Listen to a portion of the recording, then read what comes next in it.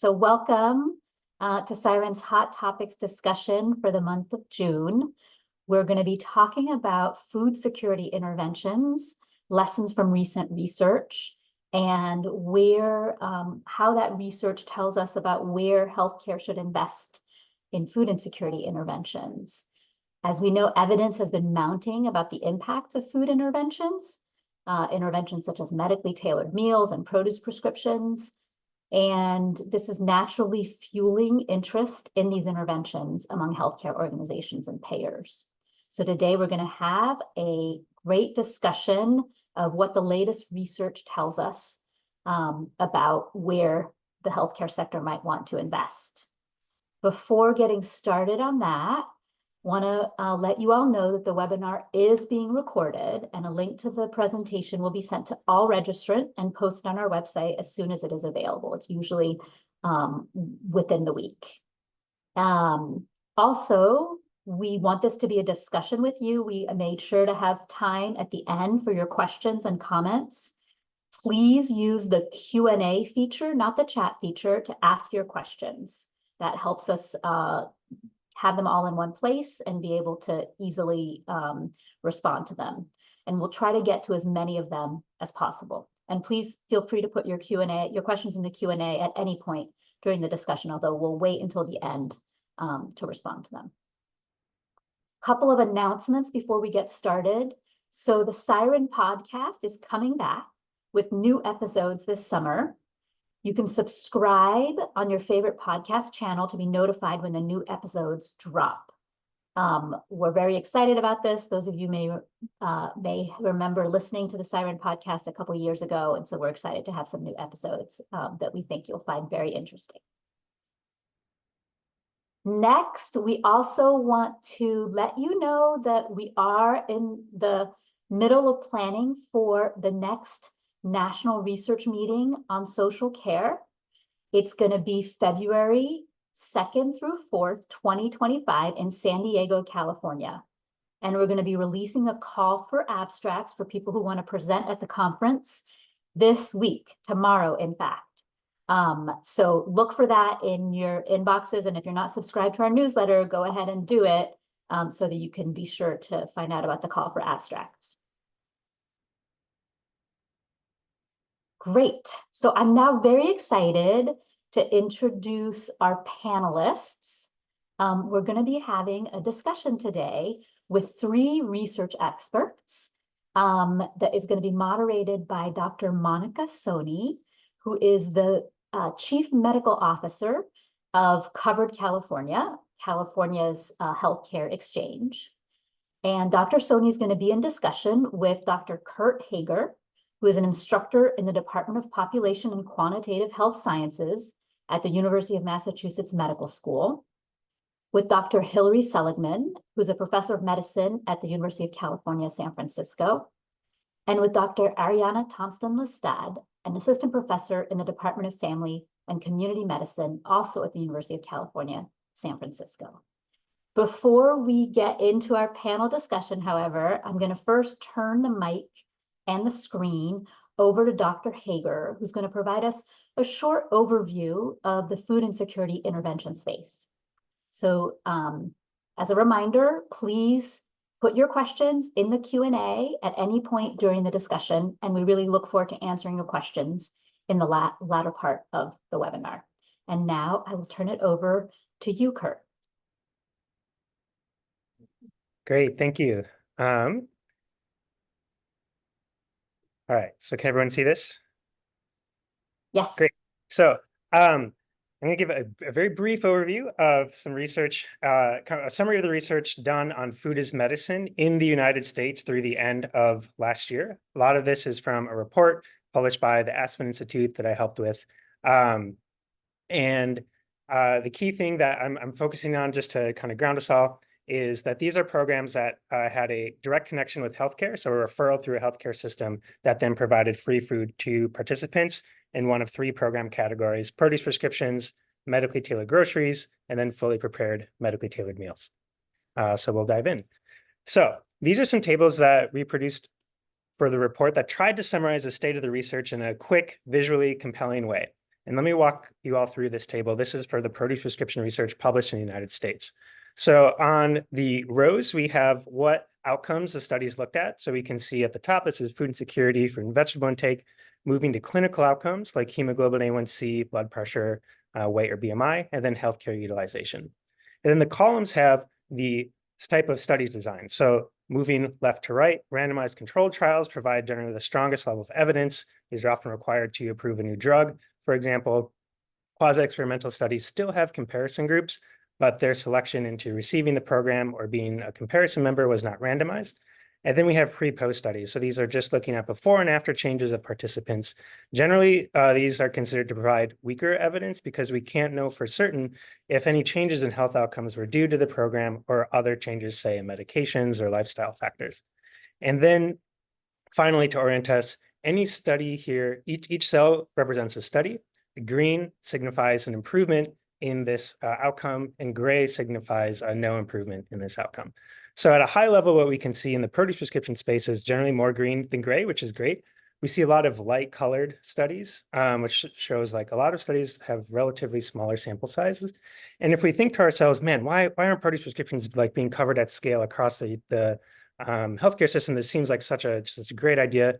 Well, if we can see here, there really are like very, very few randomized controlled trials and few quasi-experimental studies that have actually shown an improvement at the moment in clinical outcomes. We have some really encouraging results from some pre-post studies, but just to kind of orient us on this space right now. There are a lot of randomized trials happening right now. So I expect this to change soon in the future. But here's where we are at the end of last year. For the medically tailored groceries, this is generally the least common model in the food as medicine literature. But we can see here, a lot of these studies are showing encouraging results, and some randomized trials and quasi-experimental studies trickling in at the moment. But I want to dive into two recent randomized trials that were published for medically tailored groceries that actually were published just after this Aspen report, so weren't included on this table. So this first was for patients with diabetes. This was 500 patients. Overall, like a great randomized study. This is exactly what a lot of people have been calling for. Provided about a year worth of medically tailored groceries at an average cost of about $2,000 per year. A high-risk group that should, have a very diet-sensitive chronic condition. But it's important to note this was a clinic-based program and required people to come into the clinic to pick up the food in person. However, this program was disrupted by COVID-19. And so we can think about during this, if we can go back to this like incredibly chaotic time, huge disruptions in the economy and clinical care. People were being advised essentially don't come to the clinic unless you think you're like actively dying, like stay away for fears of infection. Many people were scared even to go to grocery stores for fears of infection during this time period. And if we look at this particular manuscript, it's a little tricky how the authors reported, but it does indeed look like the participants picked up way less food than they could have during this program, and also had the higher missingness in the outcomes because people were coming into the clinic less frequently, doing more telehealth appointments during this time period. And the key thing is this study actually did not find an improvement in hemoglobin A1C, an important measurement of diabetes, average blood sugar levels. There was no difference between the treatment and control group. So not really the outcome many of us would like to see. This was a good study. But again, I think this context of COVID-19 is really important. And what we have, though, actually is an incredible example where two studies came out around the same time, almost like the identical patient population, almost the same size, almost the same amount of food in terms of dollars over the course of the year. But this randomized study home delivered the food, and it was a really similar food offering. And they also did home visits for measurements for hemoglobin A1C during the COVID-19 pandemic. So they had a more complete outcome measurements. And this study, in contrast, did find a significant improvement in the treatment group in hemoglobin A1C. So I think it's just an interesting example to think about of how important the program design can be. And as studies are coming out currently, there's a big delay in collecting data, doing the research, getting through the peer review application process, and then studies getting published. A lot of studies that are coming out still this year were done where the programs are operated during COVID-19. I think that's something all of us should just keep in mind when we're interpreting these studies. So finally, here's the overview of medically tailored meals. More research in this space in medically tailored groceries. These are often enroll a much sicker patient population overall than the other program models. Many people are post-hospitalization or might have limitations in activities of daily living that make it difficult to shop and cook for themselves. And in the medically tailored meal research, if we look in this quasi-experimental study and randomized trials, there are some green here for reductions in healthcare utilization and healthcare costs, which is truly staggering and amazing. This rarely happens in healthcare for any interventions. So encouraging trend to keep an eye on in this space for sure. And finally, I'll just end is there have now been 3 studies, 2 randomized trials, 1 well-done quasi-experimental study. 2 of these were in the US and 1 was in Switzerland that have found reductions in mortality post-hospitalization for medically tailored meal participants. So there's really no other better example than to say that these programs are, for some really sick people, literally saving lives. So I will end there and we can dive into our conversation.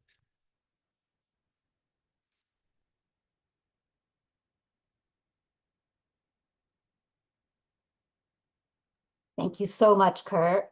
And I might turn it over to Monica and the rest of the panelists. Thank you so much.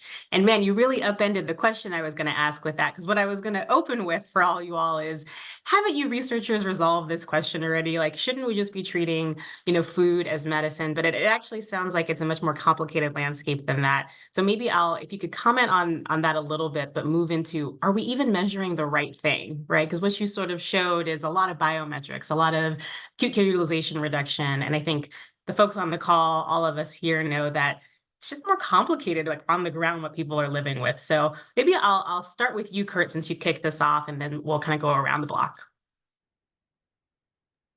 Okay, great question. So first of all, I mean, taking a step back, like let's consider the federal nutrition programs. There is so much evidence from decades of WIC that this program is wildly successful in improving outcomes for mothers, birthing parents, infants, from things like decreased preeclampsia, early dangerous condition, hypertension, to fewer days in the NICU, reduced racial disparities in birth outcomes. So this is a really successful program. And I think we should all consider this a food as medicine program that's scaled nationally. And we've also seen research, I know Hilary has published on this, that participation in SNAP is also associated with lower healthcare spending among seniors, for example. So we know these work at a high level. So where are we now, and how do we make sense of this in healthcare? And I think there's 2 things to keep in mind is 1, healthcare demands a really high level of evidence for scaling and for payment in particular. And if we are saying food is medicine, to have the health system take these programs seriously, I think on the flip side of that, if you want a new medicine to be approved, the reality is the FDA requires a strong randomized trial. So I think that's one thing to consider is, there's just a higher level of standards within healthcare. And then the other thing is that, which I mentioned, there really is a wide variation of program models out there. For example, there's some produce prescription models that are offering like $5 a week, I think a study do, and others that are offering, $250 for an entire family every month.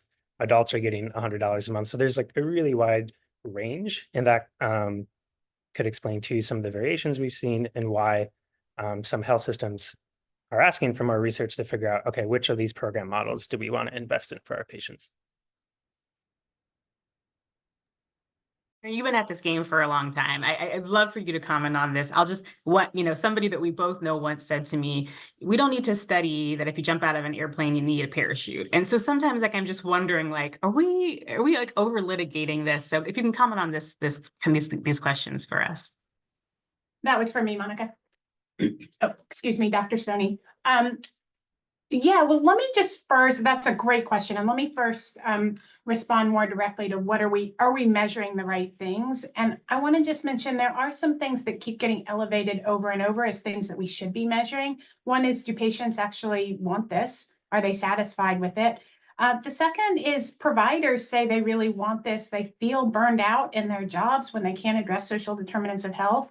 And so this may be one of the important things that we aren't measuring consistently is provider satisfaction. And then the third, I would say, is engagement with care and how people feel connected to their provider in the health system. Those are things that I think are really important. And then the other question I think gets a little bit to what you were saying, Monica. The other thing that we're not maybe measuring right because it's so hard is that food, when you give food that's healthy to someone with diabetes, it probably is not only impacting their diabetes risk. It could, for example, impact their risk of weight gain, of cancer, of congestive heart failure, and other cardiovascular disease, et cetera. We don't have the capacity right now. We haven't been measuring those things holistically. And maybe even more importantly, we haven't been measuring it in the children and grandchildren that are living in that same household and probably eating that food. So those are the two other ways in which I think our measurement needs to evolve over time.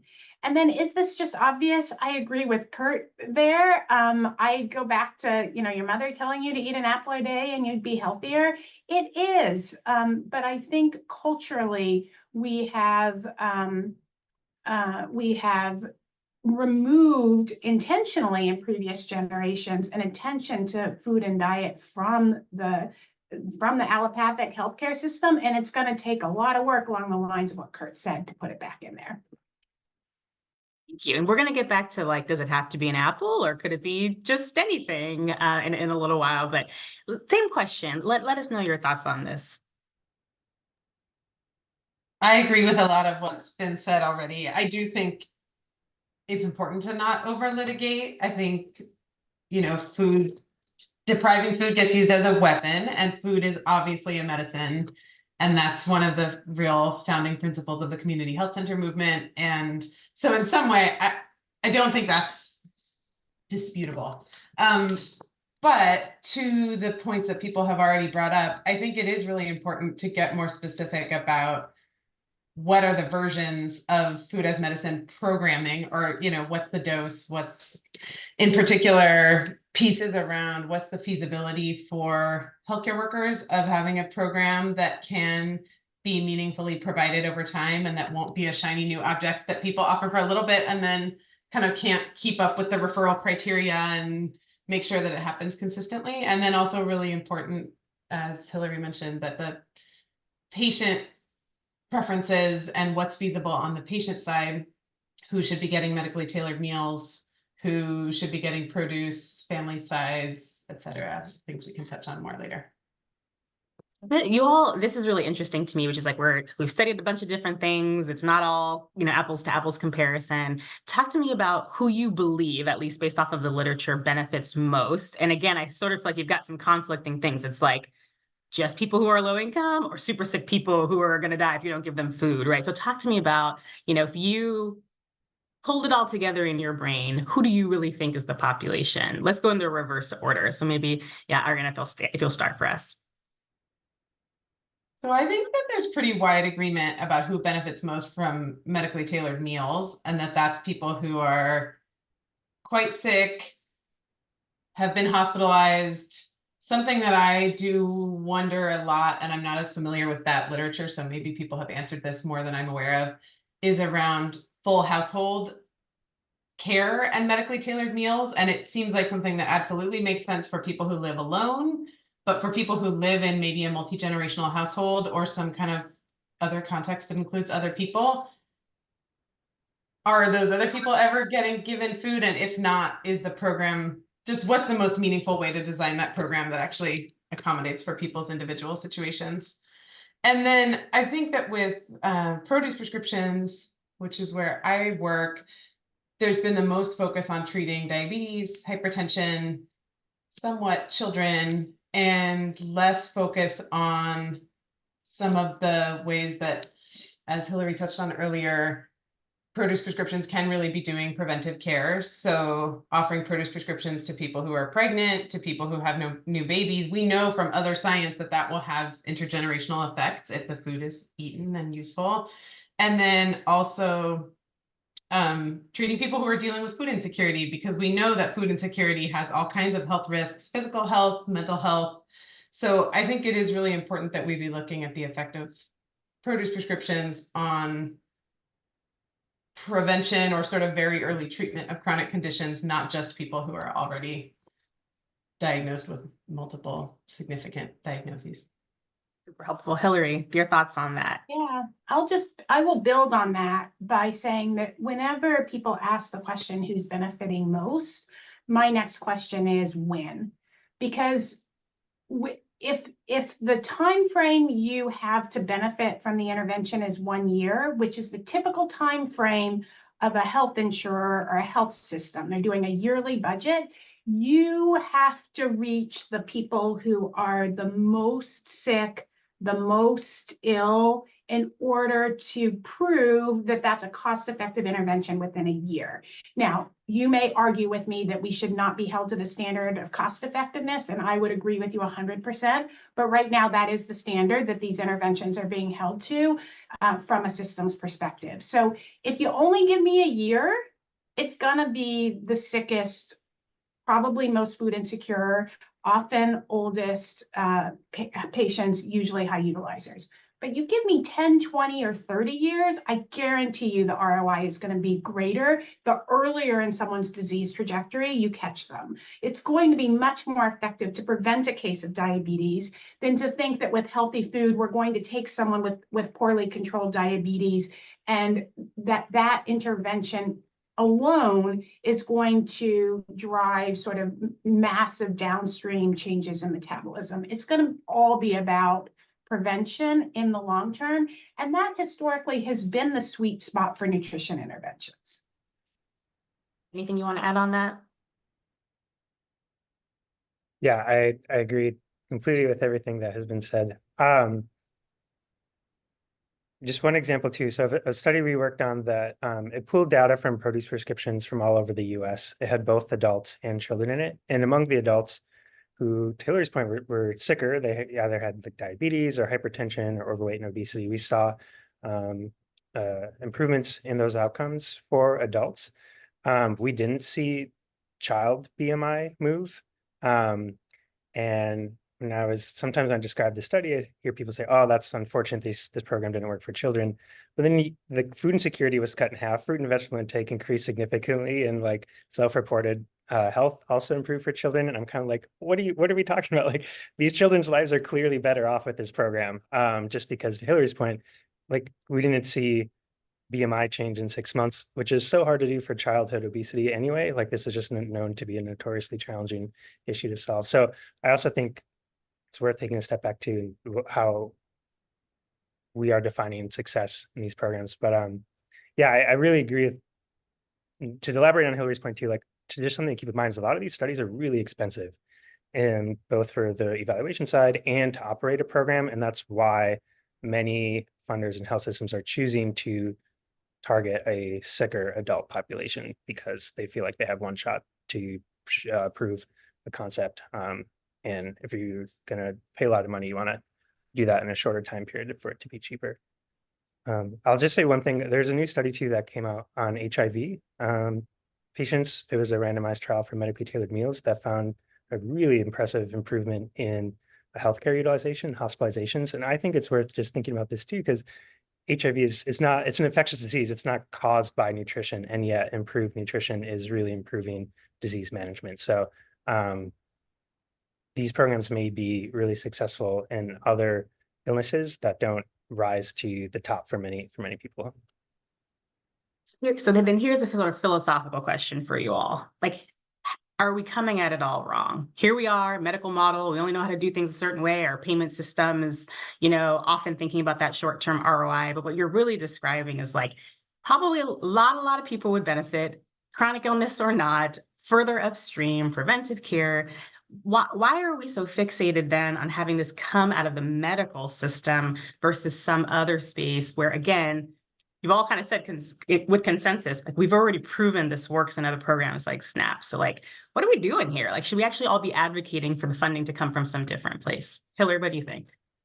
Well, first of all, I want to thank you for asking the question, because it is very clear to me that SNAP, WIC, and our public health system are better oriented to do this work and have already proven that they can do this work. And the one place you have to look to see if we could use those systems to improve food insecurity, which I do believe would improve population health in the US, is to see that during the pandemic, when we implemented policies really quickly that we knew would drive down food insecurity rates, they were highly effective. Food insecurity rates went down, not up during the pandemic. They went up only when we removed those pandemic era policies.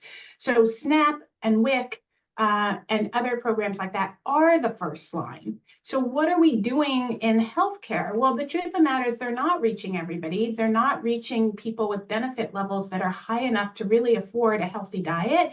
And the downstream implications of that and the downstream costs of that are being borne by the healthcare system. And so the healthcare system has skin in the game here. They have to be invested because the other sectors that I would argue are better for doing this work have not been able to meet the need. And so I think for me, the question is, can we integrate this in a way that proves to us that there are healthcare, population health advantages to it as a step in a pathway towards more expansive social safety net benefits that I do think could do this work better.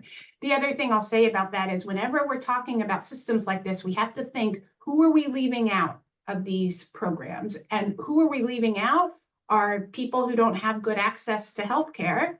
And we're also probably leaving out people who are on Medicaid in states that have not expanded Medicaid. And so there again, it makes a lot of sense over time for the long-term goal to be for this not to come through healthcare. Last question, because I know we got a lot of questions from the participants and really some good ones, is, there's also in parallel been some brewing work about guaranteed basic income, universal income. And in some ways, it feels more person-centered to like just give people the money and let them do what they want, right? Versus do they have to buy the apple or do they have to take the medically tailored meal they don't like that much? Tell me a little bit about your perspectives on that. Let's start with Kurt. Yeah, I would say that would be great and it would help. It's hard to see the political will for something like that in the US at the moment. And I think to things, even just like the family tax credits that were greatly expanded during the COVID-19, which were tremendously helpful in reducing childhood poverty. When the pandemic ended, there wasn't, the political will to continue those. And I've been thinking about this a bit too, kind of Hilary's point is sometimes I feel like food as medicine is expanding in healthcare almost out of desperation because we have a our social safety net isn't strong enough. And this is like an avenue to add another patch for the need. Yeah, both within the nutrition programs. And then also if we look at, for example, other developed countries have had much stronger supports, especially for families with kids and post-pregnancy as well. I'm gonna take that as a yes. Right, because Yeah, you all are sort of like the researcher wonks, right? Like if you study it and you prove it, it's kind of what you told me about food, someone will finance it. And so I guess I'll like challenge you back that like, I don't know, study it, prove it. And then like, here I am over here on the policy side, like, let me think about how to get through the other barriers. But yeah, let's go around. Ariana, what do you think? I agree. I agree with everything that's been said. And I want to add on one layer, which is I think people absolutely should have appropriate income to be able to buy the foods that work for them and the quantities that make sense for their households, et cetera. And I do think that there's something powerful about food being treated as a medicine for chronic conditions, on top of basic needs being met, that people do sometimes hear things different that are coming from healthcare. And I think when things are being offered in a healthcare setting, they're sometimes more effective. So in terms of not just like basic food provision, but really like tailored food for people's health situations. And I think that's particularly true when it comes to how can food as medicine programs be combined with other sorts of support that people are getting. So for example, I work in a program that uses group medical visit models to give people peer support and health coaching and health education around chronic conditions, including mental health. And there are clearly some benefits for people of getting, tailored food recommendations in combination with these other kinds of support in primary care. Of that. Yeah, it almost sounds like there's like more like something like just give give the money to the people, anti-poverty stuff. And then it's like there's this other level of gradation where maybe more specific interventions, as you've described, might make sense. We're kind of doing all right now because the moment is hot and we're going to try to take advantage of what we've got. Okay, Hilary, close us out on this particular question. From an equity and dignity issue, I think a universal basic income will always make sense because people can always spend their money more effectively and efficiently than somebody else can tell them how to spend their money. And I will say our evidence from the pandemic, when people received stipend checks in the mail, showed us that the number one thing people spent that money on was on food. So in many ways, I think these will meet the same goals in the end. But I agree completely with Kurt that I think political will is going to be a challenge here. And the current momentum I have seen, at least at a federal level, is towards more restrictions on what people can buy rather than fewer restrictions. Appreciate that. Thank you all so much. I'm going to pass back to Caroline so that we can get into some of these juicy questions that I see dropped into the Q&A, and just in gratitude for you all for the work that you do, which frankly, like, I spend my days thinking about how do I operationalize it at scale. So just grateful to you all.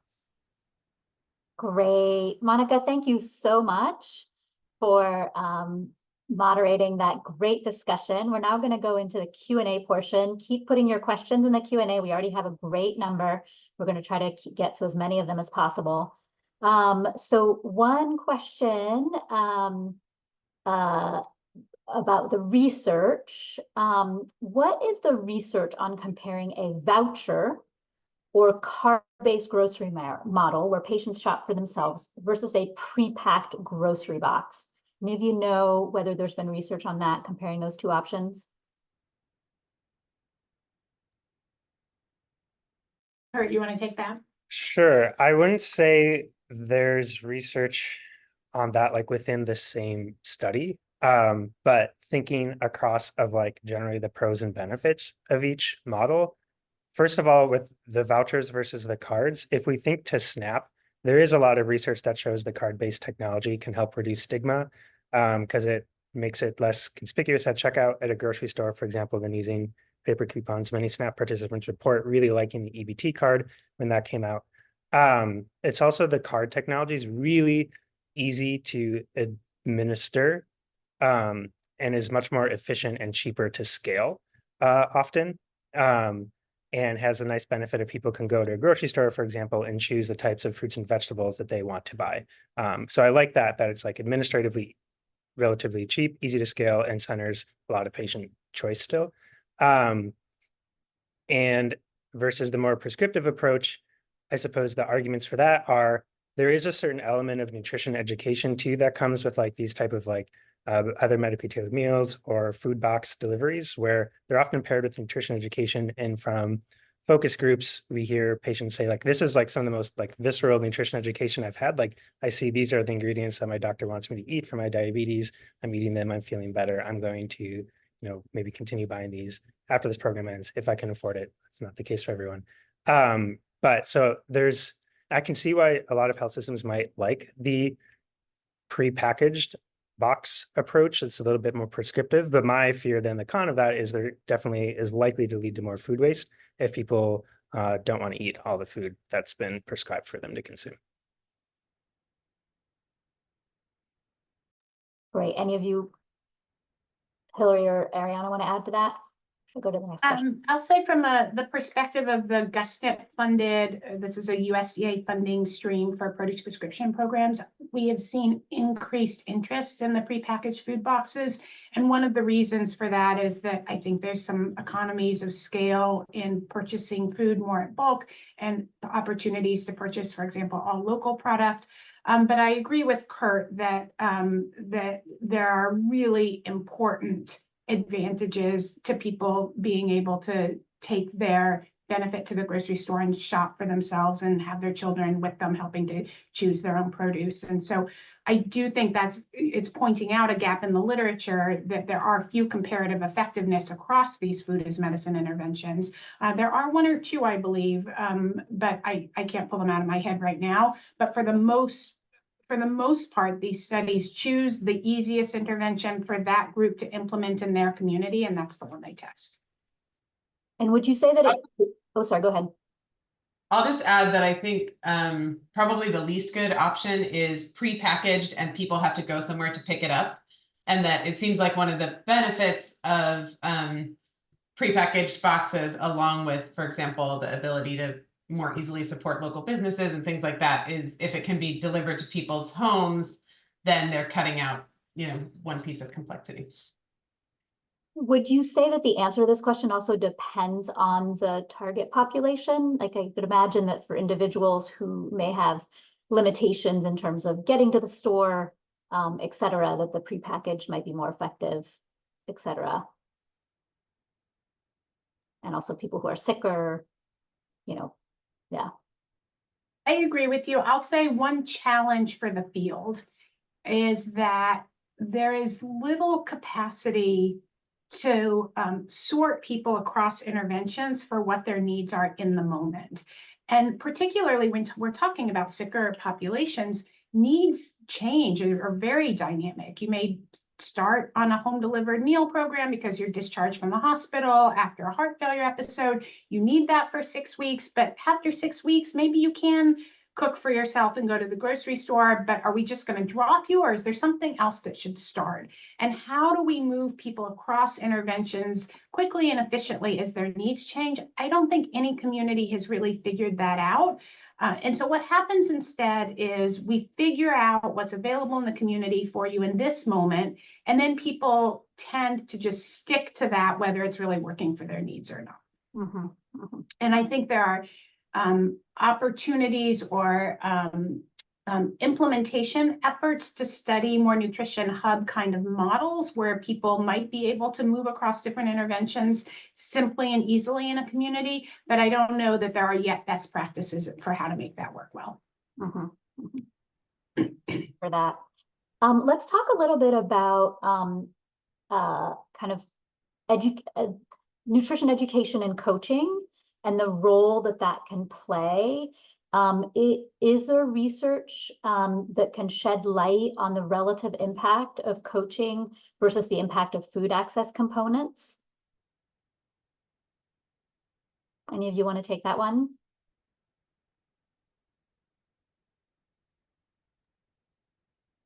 I can touch on that a little bit, and there's probably more research that I'm not totally aware of, but I work in one program that's comparing people getting food at home delivered boxes of food with a group medical visit and health coaching model.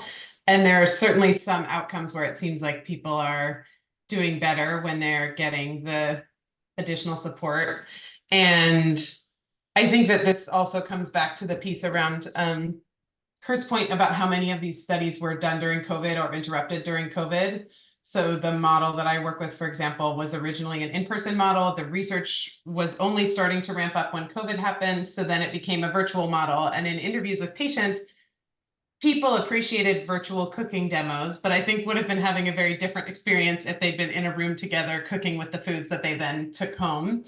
And so I think it comes back to touching on some of the same things of not everyone needs the same kind of support. Some people are excellent cooks and don't have money to pay for their groceries. And some people have never cooked in their life and would really benefit from a cooking class or would really benefit from strong peer support or health coaching support. So I think, yes, and it really shouldn't be a one size fits all, because that can also really offend people if they're being told that they can only have food that they need for basic groceries if they, sign up for some certain kind of counseling. Got it. Can you comment on the state of research on assessing the long-term impacts of food as medicine programs on patient outcomes? I can take that one. This is something I think about a lot. And I will say there really is hardly any research that follows people after a program ends in the food as medicine space. So this is a huge unknown that has massive policy implications. And I think also just generally ethical complications and considerations too, because we really don't know if they're improving in these, let's take one step back actually and think about the food as medicine comparison. So some people have to stay on medications long term to maintain that health benefit. And I think that could be the case for many people with food as medicine programs. It would be unrealistic to think someone who's really low income, say has uncontrolled diabetes, this program is making a huge difference for them when they're on the program, the food disappears. It's not an issue of nutrition education for them. It's just an issue of, do I literally have enough money to buy healthy food? I wouldn't expect that person to have long-term health benefits. However, for some people, let's say, who are connected to a medically tailored meal program, perhaps after an acute hospitalization, it catches them in this moment of great instability, but maybe they get back on their feet a few months later, they have, back at their job, they're employed. They're fine with a short-term program. So I really think this is an unknown in the space. This is something that we're looking at in our evaluation of Massachusetts Medicaid waiver that allows coverage in nutrition programs. We've built in an observation period for up to a year after the program's end. So maybe we'll be able to report back next year as we're just starting the analyses, what we find in to see if there are any long-term benefits of these programs. Great. Moving on to the next question, okay. So we talked about how a lot of these studies have looked specifically at individuals who have specific chronic conditions. Have any studies kind of looked specifically at populations that have very high social needs? So very high rates of food, transportation, housing insecurity, and how these interventions may have, do they have more of an impact in those populations? Any evidence on that?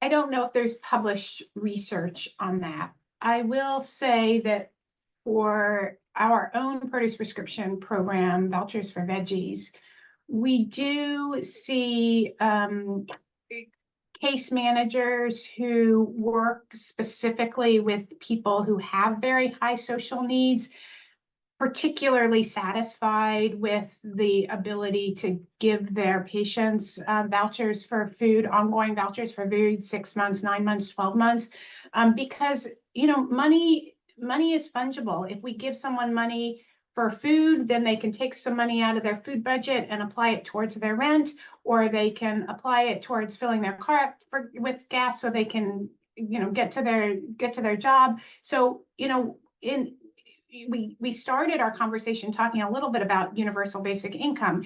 Without a universal basic income or adequate, more general benefits, a lot of what we're doing when we add a benefit like a food as medicine intervention is we're allowing people to divert their household resources to really where they need it more. And I think that's a good thing. I don't believe it's been studied in the way that this question was articulated. Yeah, I would add, many programs are being implemented in community health centers where we know that generally patients have pretty high levels of social needs, but obviously variable. And what I haven't seen, but sounds like it would be of interest to this person and probably more broadly, is looking at kind of what people's, as individuals, social needs are at baseline, and then what happens after participation, maybe especially for a longer 6, 9, 12-month program. And whether people are able to do what Hilary just described. Can I say one thing about the last question about longer term outcomes? I think we also need to, if we're looking longitudinally at effects of programs, look at multiple levels. So certainly at individual health in all the ways that we've talked about, but also really looking at provider level. And I think there's interesting research about supporting patients' social needs and whether that helps with clinician burnout and overall sort of well-being of people's ability to keep working, particularly in safety net healthcare. And then also, I think at the community level, particularly where programs are, food as medicine programs are an opportunity for job creation and supporting regional agriculture and really thinking about broader kinds of outcomes around community economic development or even soil health and environmental health. And I think that's much harder to fund, but really important too. Thanks, Ariana. So question for you, Hilary, or maybe for the rest of the panel as well, but somebody says we're running into issues with the concern over inducement IRS required thresholds for reporting grocery cards as income, and other general accounts payable barriers to implementing programs. And there's a paper I think that Hilary, you just were a co-author on this topic.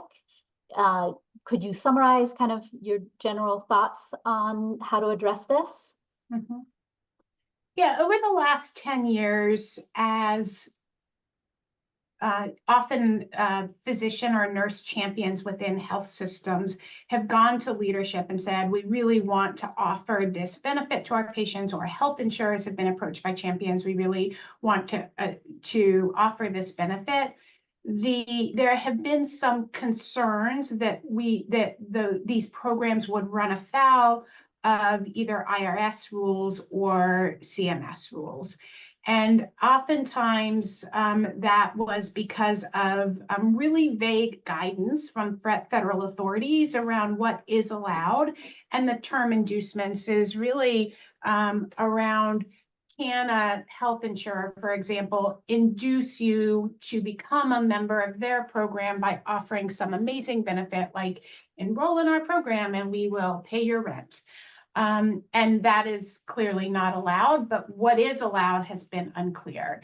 I am not a lawyer, so I am hesitant to expand on what is written in the article. But I think that what the article is very clear about is that a lot of the concerns are overly conservative, and particularly now with increasing guidance from the authorities, there is little reason to think that if you implement a program that is very consistent with the way programming has now been implemented across the country in health systems and among insurers,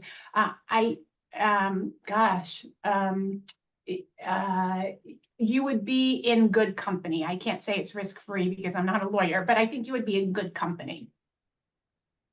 And I did put the link to the article in case you're interested in learning more.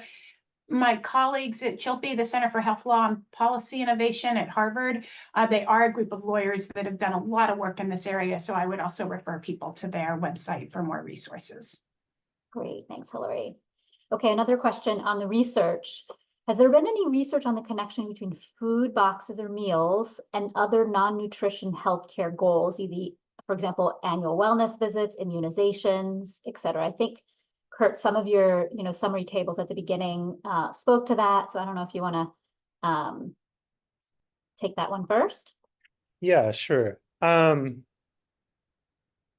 can't think of studies specific to those examples, but what for sure several studies have looked at is these programs are likely improving health, not just through nutritional pathway, but through other like a mental health pathway as well. Many participants report reduced depression and anxiety, which can have a huge impact on overall health and well-being. And so, which makes sense if people are like less stressed on a day-to-day basis. Am I going to have enough food to eat for my family? It would make sense that would improve their health as well. So I think there's a nutritional pathway, a mental health pathway. There's also clearly a trade-offs pathway. When people are low on finances, they're choosing between buying food, paying for medications, other urgent needs in their life. And so perhaps by providing more money for food, households have a little bit extra money to go to other needs, which can improve health. And then finally, there's been several studies that have shown that medication adherence can also improve in these programs. And this is really important, especially for sick patients who are on really aggressive medication regimens. These can have a lot of side effects. They can also be more effective when someone's properly nourished. So it makes sense there's a pathway there. So if that helps to answer the question, I think it's just important to remember that these programs likely are improving health through a wide range of mechanisms. Hilary, Ariana, anything you want to add? Great. A question now about program duration. What does the research say about what the program duration should be, ideally? I'll take a stab at this first. First of all, if there's one enormous gap in the food as medicine literature, it is on implementation science and these exact questions that I think keep coming up even in this past 51 minutes. What is the right dose, the right duration, the right frequency, and how do we do it in a way that is cost-effective, scalable, and meets the needs of patients? And there are few comparative effectiveness trials that help us figure this out. What I will say, and I say this specifically for all the researchers out there, one of the problems in this field is that there are, I think, people get pushed, oftentimes from funders, to study the impact of whatever intervention they are able to field based on their budget. We cannot expect a mortality benefit from a 6-week intervention. We don't hold medications in general to that standard. And we get a lot of those in this field because the interventions are relatively inexpensive to implement. And so I really think that we know that I don't know the right answer to the duration, but I know that longer is going to be better. And longer is going to be better for a couple of reasons. One is because the longer you have, the more opportunity you have for habit formation. The second is because in food insecure populations, you haven't really cured the food insecurity through the food intervention after the food is removed. And then the third reason is because whenever we remove a benefit, it is likely that some of the behavior change will revert. And the question is, does 100% of it revert or does less of it revert? And I think behavioral economics suggests to us that the longer you've been exposed, the less reversion you'll get. Thank you. Any other comments on duration? Ariana, it looks like you. I just want to really underscore the point that if we are seeing food as a medicine, and particularly for any condition like diabetes, HIV, hypertension, where people are often on medication for years, but often for a lifetime, it's great if we can see, hemoglobin A1C shift after 3 or 6 months of treatment. But I think we would really want to know, and payers would really want to know, could we see more benefit with 3 years of treatment for all the reasons that Hilary just laid out, or, whatever the many options, many timeframes, many doses, but that just as we dose pills and insulin, we would want to have the option to titrate up on how much food someone's getting or have a long-term support possibility. Chronic diseases need chronic support. Great, thank you.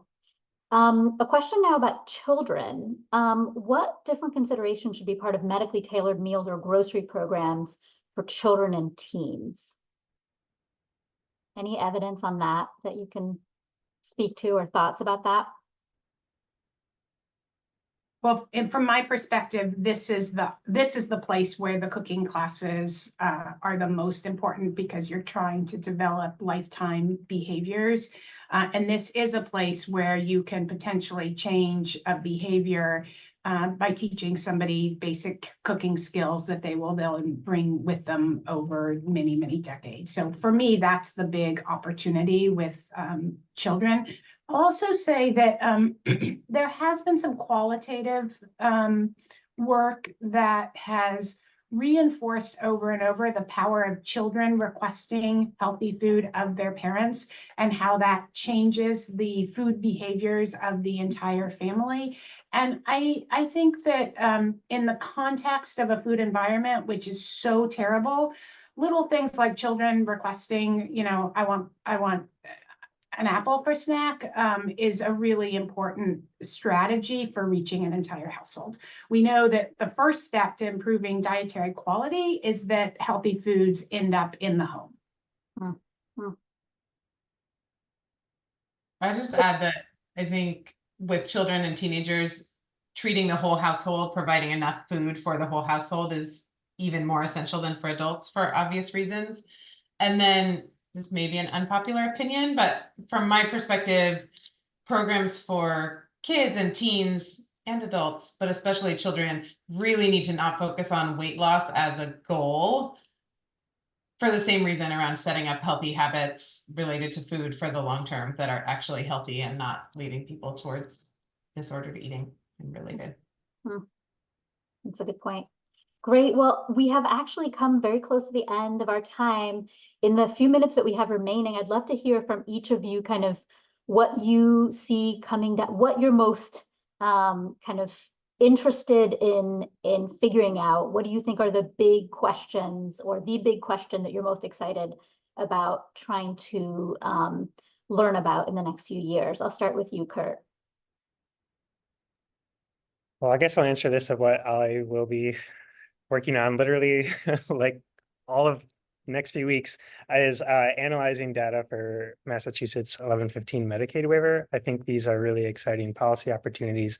They've expanded rapidly across states throughout the US, including even to Alaska. It looks like is going to likely is making big steps towards 1115 waiver. These are exciting because they allowed for Medicaid dollars to directly pay for provision of foods for select patients, and adds a lot more sustainability to the funding, allows programs to scale. So that's something I'm personally working on and interested to see what we find in this Medicaid context. Great. Hilary. Yeah, if you'd asked me this question 5 years ago, I would have said, I want to prove that it works. And I think that we have convinced the people we needed to convince that it works. And then the question now is, how do we scale it in a way that maintains dignity and cultural competency? Food systems and eating behaviors are really hyper-local. And being able to put a system into place that both acknowledges the need to reach millions of people and to enable people to make very personal decisions about what they want to eat, with whom and how, that is a big challenge that I'm looking forward to working on over the next few years. Great, thank you. And Ariana. Second, all of those things and many other things we've talked about. And I think to Hilary's point, one particular concern that I have across projects, but including in Food as Medicine, is how this sort of assumption of whom a regular person is in whatever setting ends up excluding a lot of people. So programs that end up not serving people if they don't speak English or English and Spanish, programs where produce is the only option, and if someone doesn't have a kitchen, they don't get access, but they actually need the support the most. And so I think two directions, really figuring out how to provide individualized support around food to the wide array of people who come through primary care and other settings, and figuring out how to make big moves in the policy realm towards everyone having kind of basic, dignified access to the support that they need. Great. Well, that's a fabulous place to end. I want to thank each of you so much for participating in our conversation, both our panelists as well as all of you